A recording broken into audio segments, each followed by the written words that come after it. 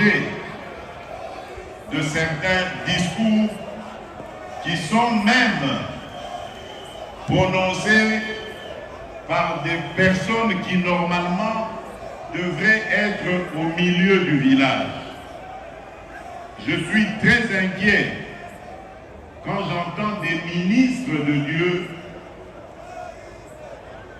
sortir des énormités pour dire que les Congolaises et les Congolais n'ont pas le droit de réfléchir sur le bien fondé de leur constitution.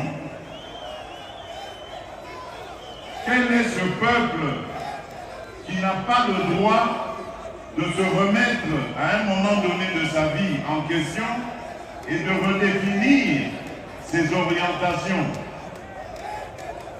Ce que j'ai dit à Kisangani n'avait absolument aucun lien avec un quelconque troisième mandat.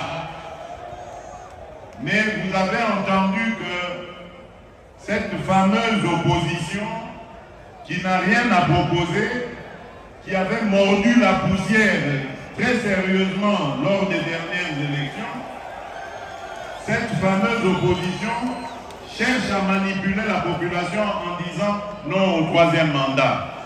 Qui leur a parlé de troisième mandat? Mes chers compatriotes, je viens de clôturer aujourd'hui même à Kinshasa les états généraux de la justice congolaise. Et vous savez combien je me suis plaint depuis que je suis arrivé à la tête de ce pays de l'état de notre justice.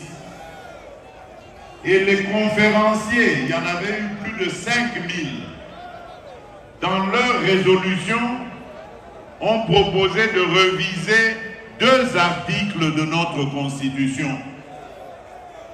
Alors, maintenant, à entendre tous ces sachants ne sachant, donc ça voudrait dire que nous ne devons pas réfléchir sur ces articles et donc améliorer notre justice, parce que selon eux, les Congolais vont se fâcher et ils vont faire des émeutes ici. Est-ce que vous comprenez ça? C'est même une insulte à l'endroit de notre peuple. C'est une insulte à l'endroit de l'intelligence et de la sagesse de notre peuple. Demander aux Congolais de ne pas revoir leur constitution, alors qu'il y a un fameux article de 217 qui consacre carrément la vente de notre souveraineté à des États africains. Nous n'avons pas le droit de revoir ça. Est-ce que vous entendez ça?